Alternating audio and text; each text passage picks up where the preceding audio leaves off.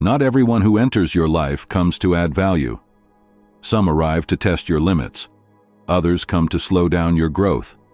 And perhaps, without realizing it, you're currently helping people who don't want to be saved. They only want to be sustained. People who don't lift you up, they hold you back. And the more you try to do good, the heavier the weight of exhaustion becomes. Pay close attention. There are 7 types of people you should never help, because persisting in supporting them carries a high cost. You lose your peace, your energy, and the joy of living. Coexisting with others is a difficult art. Some inspire you, others drain you. But when you learn to recognize who's dragging you down, everything changes. This video is a filter. After watching it, you'll no longer feel bound to those who use you as an emotional crutch. You'll know how to step away, not out of cruelty, but with awareness. Because true help isn't about carrying someone else's burden. It's about teaching them to walk on their own. And when you understand that, life becomes lighter, clearer, and finally, peaceful. So let's begin. 1. The unyielding, the implacables. Imagine someone sinking into mud. You reach out your hand, but instead of grabbing it, they pull you in deeper. That's exactly what happens when we try to help someone who doesn't want to change. We end up trapped right beside what we were trying to save. The instinct to help is noble, but it must be guided by discernment. Not every extended hand is a cry for rescue. Sometimes, it's an unconscious attempt to drag someone else into the same dark place. And that's the danger. When compassion overpowers judgment, what begins as an act of love turns into self-sacrifice. Helping someone who refuses to change is like rowing a boat alone. While the other person drills holes in the hull, you waste energy, time, and soul. And in the end, both of you sink. If the person doesn't acknowledge their mistakes, your help isn't empathy, it's imprisonment. You think you're being compassionate. But deep down, you're feeding the very behavior that destroys them and exhausts you. It's like building a ladder for someone who has no intention of climbing. No matter how much you insist, if the other won't take the first step, all that will fall apart is your peace. Not everyone accepts help. Not everyone desires change. And understanding this, accepting this, is a form of wisdom. Because maturity is also knowing when not to intervene. There are people who only learn when life becomes harsh enough to teach them. You can warn them, guide them, protect them. But sometimes, the wisest thing you can do is allow them to learn through their own fall. The Stoics called this respecting another's destiny. Epictetus said, "Some things are under our control, others are not." Yet the human heart struggles to accept this truth. We want to believe that love, patience, or persistence can change people. We imagine that if we show them the right path, they'll understand, transform, and one day thank us. But in reality, it often doesn't work that way. Sometimes what we call help is really just an attempt to avoid the pain of watching someone fall. And that is a cruel illusion, because while we try to prevent the other from drowning, we are the ones who suffocate in guilt, frustration, and fatigue. Trying to change someone who doesn't want to change is like knocking on an empty house. You shout, you strain, you wear yourself out, and no one answers. It's wasting energy on something never in your hands. You cannot control another's will, only your own. You can offer support, but you cannot live for another human being. Accepting this is not coldness, it's liberation. It means understanding that sometimes the wisest kind of love is the one that watches from afar, supports in silence, and waits for the moment when the other decides to rise on their own. When you keep trying to save someone who doesn't want to be saved, the other starts to see you as the obstacle. If things go wrong, they blame you. If things go well, they forget you. And you remain there, exhausted, trying to keep upright someone who only wants to keep falling. That's the trap. The rescuer becomes the villain. You give everything, time, energy, heart, and in the end, emptiness returns even larger than before. Because no one appreciates effort they never asked for, and no one learns what they didn't want to learn. To respect free will is to understand that each person has their own time, their own path, their own destiny, which you cannot live for them. It's accepting that sometimes the most mature form of love is the one that steps back. It's in consequences that consciousness awakens. It's in pain that humility is born. The willingness to change comes from within. No one transforms because of advice, only because of awareness. So if you want to live in peace, stop trying to save someone who refuses to swim. Step away, without anger, without guilt, without drama. Because real help isn't about preventing the fall. It's about trusting they'll rise again, in their own time. And when your heart aches for stepping back, remember, you didn't surrender. You stopped drowning yourself for someone who chose not to swim. 2. The manipulator. Have you ever given in to emotional blackmail just so you wouldn't feel bad? Have you said yes when you wanted to say no, only to avoid guilt, conflict, or disappointing someone? That's the perfect terrain where manipulators thrive, guilt and good intentions. Some people don't want help. They want control. They turn your kindness into obligation, your empathy into emotional captivity. They make you believe that saying no is unloving and that walking away is selfish. But manipulation is not a relationship. If helping someone costs you your peace, your purpose, or your identity, that's not help. That's imprisonment. The manipulator uses your goodwill against you. They disguise themselves as victims, but they are strategists. At first, they charm you. They're warm, charismatic, make you feel important. But over time, they start testing your boundaries. They ask for a small favor, then another, until your energy becomes the fuel for their dependency.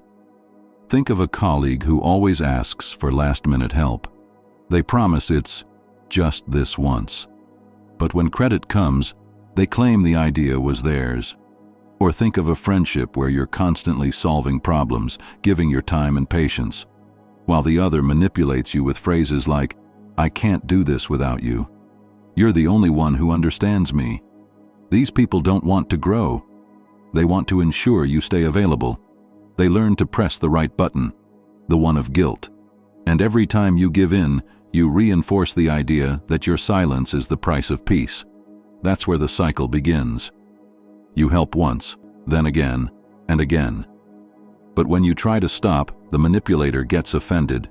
They accuse you of changing, of being ungrateful, of abandoning them when they needed you most. But their goal is singular: to make you feel responsible for their well-being. That's the essence of manipulation, turning your generosity into a tool of power. And whoever lives surrounded by manipulators eventually loses their sense of worth and begins to doubt their own goodness. You start fearing disappointment, fearing to say no, fearing to walk away. And when fear takes root, freedom fades. The Stoics called this moral mastery, the virtue of not handing your inner balance over to others. Publius Cyrus warned, "He who allows himself to be deceived shares the guilt with the deceiver."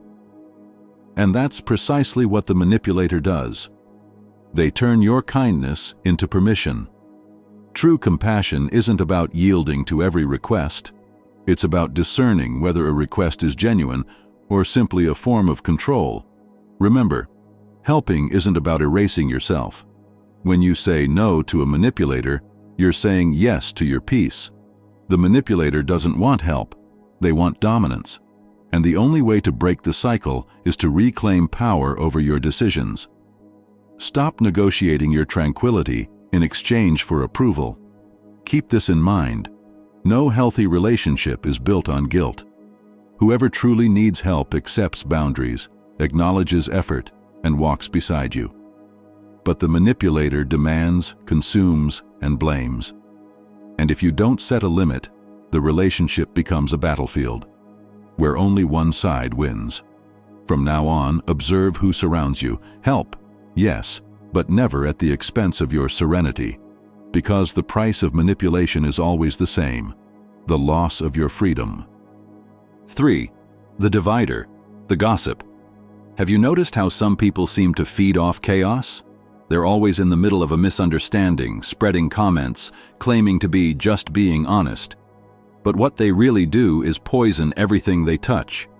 These people don't build bridges, they build walls. They smile to your face, but criticize behind your back. And worst of all, they disguise malice as concern, calling it sincerity, when it's really just a way to spread intrigue. When you help someone who thrives on conflict, you're not solving anything, you're entering the problem. Imagine a workplace where someone is always commenting on others. Who got promoted? Who made a mistake? Who seems different today? They pretend to care, but what they really seek is tension. They want to divide opinions, bring people closer to them, and push others away. If you try to listen, advise, or mediate, you'll soon realize nothing changes. Because this person doesn't want resolution, they want to be the center of the story. And many fall into this trap, believing they're being supportive, when in reality, they're feeding the fire of discord. Over time, that energy spreads. You start feeling drained, confused, and even distrustful of people who don't deserve it. The gossip doesn't destroy with force, they destroy with insinuation. The Stoics warned of this centuries ago. Seneca said, "Whoever speaks ill of others in front of you will speak ill of you in front of others." And Marcus Aurelius reinforced, "What does not contribute to the common good should not occupy the mind." These two phrases summarize the wisdom many ignore. Whoever spends their time talking about others loses control over themselves. So when someone comes to you with news about others, ask, "How does this help me?" If the answer is, "It doesn't," smile gently and walk away. You don't need to become their emotional dumping ground. Whoever lives by dividing others is never at peace with themselves. Gossip is the pressure valve of the insecure. They try to diminish others to feel bigger, but true growth doesn't require bringing anyone down. Remember, what you frequently hear shapes what you think, and what you think shapes who you become. When you help someone who talks about others, you enter the same frequency. The energy you once used to build now goes toward extinguishing fires that aren't yours, and the cost is high. You lose focus, you lose lightness, and slowly, you start thinking like the person you tried to fix. Helping a gossip is like trying to clean water that keeps getting poisoned at the source. The only way to preserve your peace is to stop participating in the cycle. Let the noise stay with the one who needs it to feel important. You don't have to prove anything to anyone. Greatness speaks softly. So next time someone seeks you out to talk about others, remember, this isn't help, it's a trap. Let silence win, and you'll find your life becoming lighter, cleaner, and more authentically yours. 4. The drainer, the exhausting one. There's a thin line between helping and being used, and the drainer crosses it daily. If you've ever felt like you live more for others than for yourself, you might be helping one. Imagine being always available. You listen, you assist, you pay attention, but by the end of the day, you feel like you gave everything and received nothing. Your mind feels heavy, your body is tired, your heart is empty. That's how drainers operate. They don't want to grow, they want to consume. They don't seek transformation, they seek maintenance. They want someone to keep them standing while they refuse to move. They turn your goodwill into their emotional lifeline. They always have a new problem, a new emergency, a new reason to absorb more from you. And the more you give, the more they demand. Your help becomes fuel for their stagnation. But the fault isn't only on their side, it's also on yours for failing to set limits. Drainers will always exist, but it's boundaries that define who drains and who survives. You don't need to harden your heart, you only need to learn to close the door before you run out of air. Think of airplane safety instructions. Before helping others, put on your own oxygen mask. It's not selfish, it's logic. Because if you pass out trying to save someone else, no one gets saved. The Stoics called this temperance, the virtue of balance. Seneca said, "It's not what we give that exhausts us, it's what we give without measure." And what many call kindness is actually fear, fear of setting boundaries. Helping isn't about giving everything. It's about knowing how far you can go without losing yourself. When you cross your own limit, what was generosity becomes self-abandonment. And helping someone who refuses to rise is like carrying a weight that was never meant to be yours. You try to heal them, but it's you who ends up sick. The shift is clear. The drainer will always want more, but it's you who must learn to say enough. Whoever truly wants to grow, shares. Whoever wants to evolve, seeks autonomy. But whoever lives by draining others turns every relationship into a bottomless pit. Defending your boundaries isn't coldness, it's self-love. Because while you try to save everyone else, you forget to save yourself. Helping is noble, but self-erasure is a waste. Protecting your energy is protecting your soul. And remember, the peace you guard today will be the strength that sustains you tomorrow. 5. The willfully stubborn. Have you ever tried to show someone a better, easier path, only for them to ignore you? You explain, you advise, you point out the error, but they insist on doing it their way, even after failing 10 times. That's the willfully stubborn. They don't want to learn, they want to prove they're right. These people confuse pride with wisdom. They believe admitting a mistake is weakness, when in reality, it's the first step toward maturity. And the problem with trying to help such a person is simple. You're not helping, you're crashing into a wall. Think of a coworker who asks for your opinion, but never follows your advice. Or a friend who complains endlessly about life, yet rejects every suggestion to change. You speak, they argue. You warn, they mock. You try to guide, and they respond with disdain.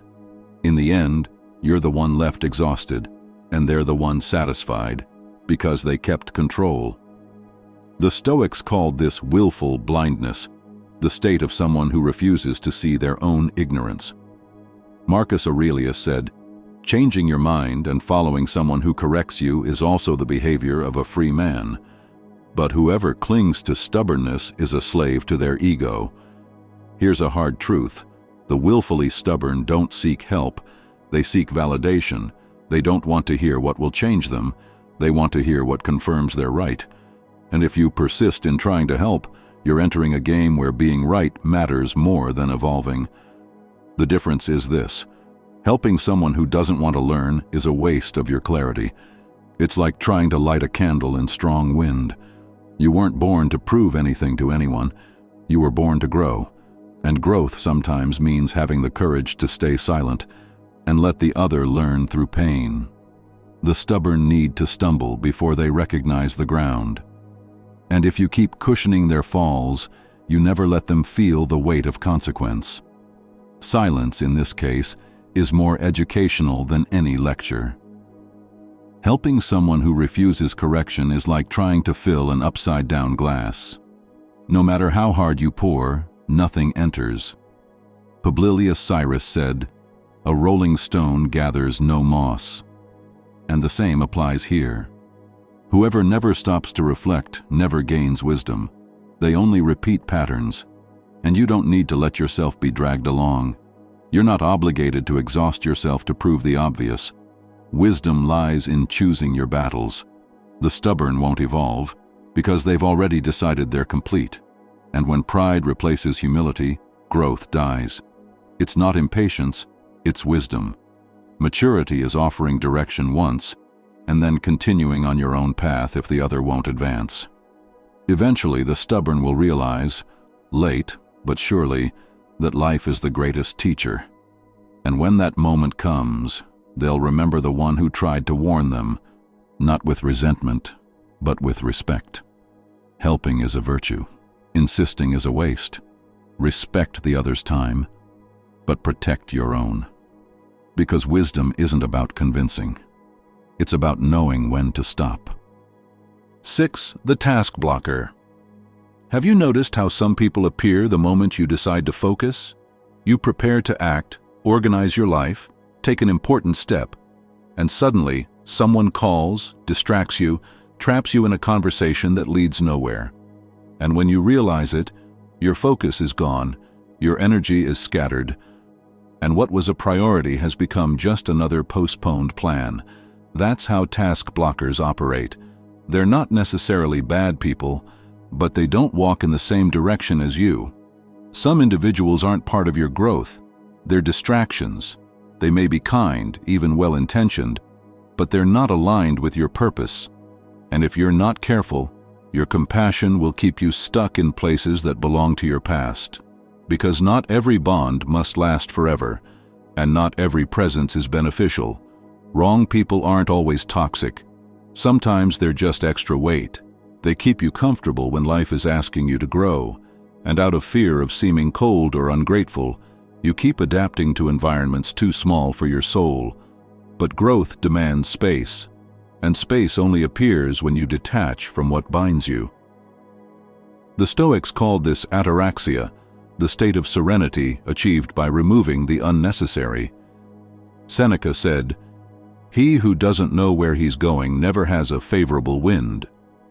If your circle doesn't move in the same direction, the effort you spend moving forward becomes mere resistance. It's impossible to build something great while you keep resolving the unfinished business of someone who refuses to move. Whoever doesn't want to grow will always try to keep you the same size. Loyalty isn't eternal permanence. Some bonds should be honored with gratitude, not continuity. Some people you keep carrying are precisely those who should have stayed on the previous path. And continuing to carry what has already served its purpose is like trying to run with an anchor tied to your foot. As Jim Rohn said, "People inspire or they drain. Choose wisely." And that choice defines the pace of your life. You can walk lightly with those who propel you, or drag the weight of those who hold you back. Protecting your focus is an act of self-love. It's recognizing that compassion isn't about carrying everyone. It's about not losing yourself in someone else's journey. Because sometimes growing hurts, but staying where you don't belong hurts far more. 7. The chronically discouraging. Have you ever shared good news only to have someone immediately rain on your parade? You speak with excitement about a project, a trip, a dream, and the other person, instead of celebrating, says, "Oh, that won't work. Be careful. Don't get disappointed. I tried that, and I regretted it." In seconds, your enthusiasm evaporates. That's the chronically discouraging. They don't steal your money, they steal your momentum. On the surface, it looks like caution, but underneath, it's bitterness. These are people who once dreamed big, believed, and tried, but somewhere along the way, they were hurt. Perhaps they were betrayed, ignored, forgotten. Maybe life was too harsh, and what remains is an open wound between what they hoped for and what they received. From that moment on, hope turned to bitterness, and the person became trapped in resentment. They no longer see opportunities, only injustices. Everything that happens becomes a reason to blame someone, the boss, the government, family, life itself.